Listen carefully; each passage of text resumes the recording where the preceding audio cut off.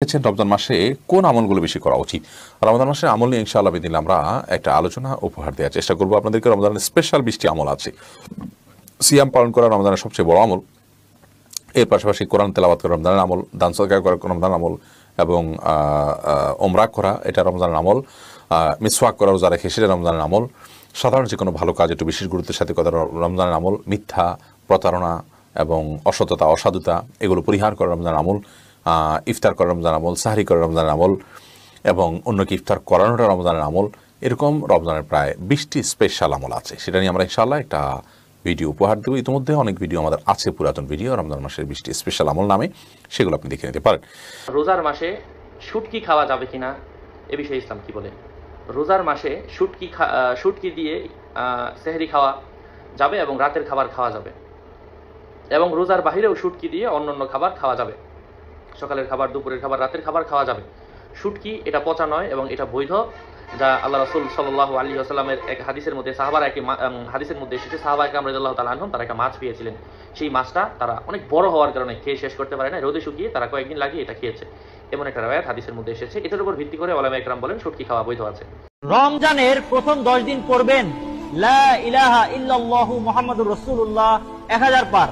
রমজানের দ্বিতীয় 10 দিন পড়বেন আস্তাগফিরুল্লাহাল্লাযী রব্বি মিন কুল্লি যামবি ওয়া আতুবু ইলাইহি লা হাওলা ওয়ালা কুওয়াতা ইল্লা বিল্লাহিল আলিয়্যিল আযীম 1000 বার। 10 দিনের যে কোনো সময় পড়লেই হবে। রমজানের তৃতীয় 10 দিন পড়বেন আল্লাহুম্মা ইন্নী আসআলুকাল জান্নাতুল ফিরদাউস। সূরা কাউসার পড়ে হাতের বৃদ্ধাঙ্গুলে ফু দিলে যে কেউ আপনার বাধ্য হয়ে যাবে। এটা পবিত্র কোরআনুল কারীমের একটি সূরা। পবিত্র কোরআনুল কারীমের ভিতরে ছোট্ট একটি সূরা হচ্ছে সূরাতুল কাউসার। অনেক সময় আমাদের স্বামী আমাদের কথা শোনে না। অনেক সময় কিছু মায়েরা, কিছু বোনেরা আমাদেরকে ফোন দিয়ে থাকেন, হুজুর আমার স্বামী পরকীয়ায় লিপ্ত হয়েছে, আমার স্বামী বিভিন্ন মেয়েদের সাথে কথা বলে থাকে।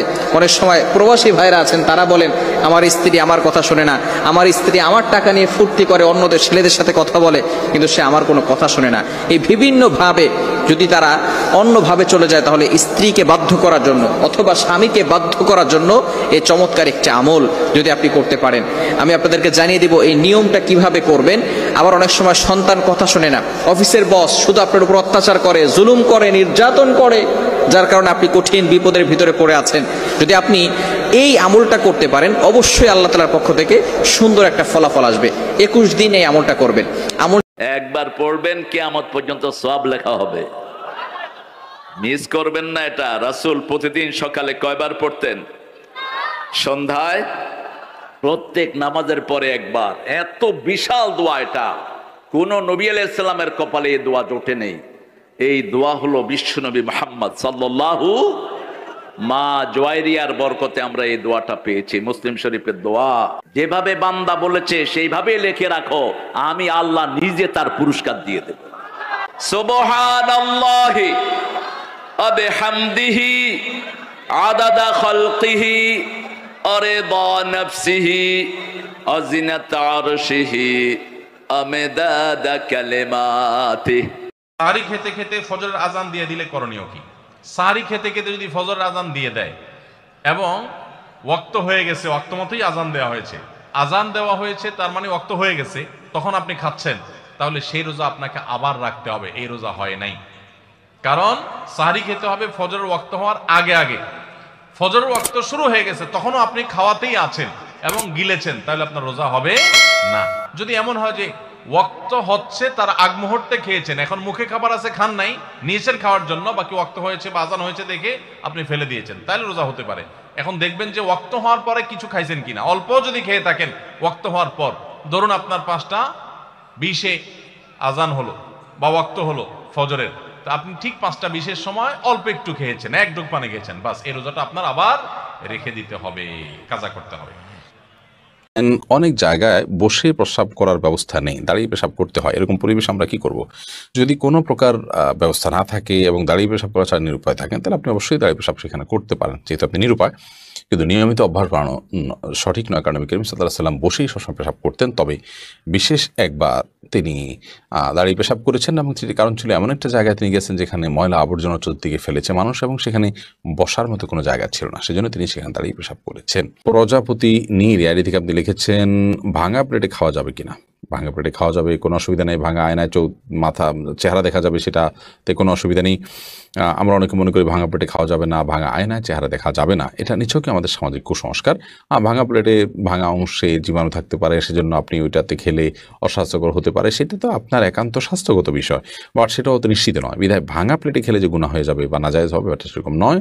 এবং ভাঙা আয়নায় চেহারা দেখলে কোনো অসুবিধা হবে না। এমনি মুস্তাফিজুর রহমান আপনি লিখেছেন, কোরআন কারীম যদি ভুলবশত পায়ে লাগে অথবা নিচে পড়ে যায়, করণীয় কি? ভুলবশত পায়ে লাগলে অথবা নিচে পড়ে গেলে আল্লাহর কাছে মাপ চাইতে হবে, যদি এটা অনিচ্ছাকৃত, তারপরে মাপ চাই নিতে হবে, এবং সেই সাথে ভবিষ্যতে যেন এরকমটি না হয় সেজন্য সাবধানতা অবলম্বন করতে হবে। এর কারণে আপনার বিশেষ কোনো কাফারা নাই। আমরা ছোটবেলা থেকে যে সমস্ত বাথরুমে উলঙ্গ হয়ে গোসল করা যাবে কি? বাথরুমে কিংবা টয়লেটে যেখানে আপনাকে অন্য কেউ দেখতে পাচ্ছে না, এরকম জায়গায় গোসল করলে আপনি শরীরের সমস্ত কাপড় চোপড় খুলে বিবস্ত্র অবস্থায় গোসল করলে সেটি হারাম বা সরাসরি নিষিদ্ধ কোনো কিছু হবে না। আমাদের মনে রাখতে হবে যে একটা সময় পৃথিবীতে মানুষের বেশিরভাগ মানুষেরই অনেক বেশি কাপড় চোপড় থাকতো না, অনেকেরই একজোড়া কাপড় থাকতো যেটা দিয়ে তিনি তার জীবন পার করে দিতেন। আজকাল আলহামদুলিল্লাহ আমাদের অনেক কাপড় চোপড় রয়েছে। তো যার সামর্থ্য আছে এরকম অবস্থায় তিনি সকল কাপড় চোপড় খুলে গোসল করাটা তার জন্য অনুত্তম। একজন সাহাবী নবী আকরাম সাল্লাল্লাহু আলাইহি ওয়াসাল্লামকে এই ধরনের একটি প্রশ্ন করেছিলেন, তিনি তখন তার জবাবে বলেছিলেন যে লাল্লাহু আহাক্কু আন ইউস্তাহিয়া মিনহু, কেউ একাকী আছেন, নির্জনে আছেন, তাকে কেউই দেখছে না, এমত অবস্থায় তিনি সকল কাপড় চোপড় খুলে ফেলবেন। এই বিষয়টি অনুত্তম, কারণ আল্লাহ তাআলা তাকে দেখছেন, আল্লাহর প্রতি তার লাজ লজ্জা থাকা উচিত অন্তত। আর এটি নানান দিক থেকে আমাদের জন্য ক্ষতিকর বটে, মানুষের স্বাভাবিক লজ্জা এটাও কমে যায়। এই জন্য একান্ত প্রয়োজন না হলে বাথরুমে উলঙ্গ হয়ে গোসল না করাটা উত্তম। আমাদেরকে নবী আলাইহিস সালাম যে নির্দেশনা দিয়েছেন, বোঝা যায় নবী সাল্লাল্লাহু আলাইহি সাল্লাম প্রয়োজন ছাড়া বিবস্ত্র হওয়ার বিষয়টিকে পছন্দ করতেন না। তবে যদি কেউ বিবস্ত্র হন, তিনি একাকী আছেন, কেউ দেখছে না, তো সেটা তার জন্য হারাম হবে না। একটা হলো অনুত্তম আর একটা হারাম, দুটো দুই জিনিস। কিন্তু হারাম হবে না বিষয়ের কারণে, গুনাহ হবে না ওটার কারণে, কিন্তু অনুত্তম হলো একজন মুসলমান অনুত্তম কাজ থেকে বেঁচে থাকার চেষ্টা করবেন, কিন্তু প্রয়োজন হলে তিনি এটি করতে পারেন। অতএব গোসলের সময় অন্তত নাভি থেকে হাঁটু পর্যন্ত সতেরো জায়গাটুকু ঢেকে থাকে এরকম গামছা বা তোয়ালে বা লুঙ্গি অনেক কিছু পরনে থাকলে অবস্থায় গোসল করাটাই হলো ভালো। প্রয়োজন হলে উন্মুক্ত করতে পারবেন সেটিও।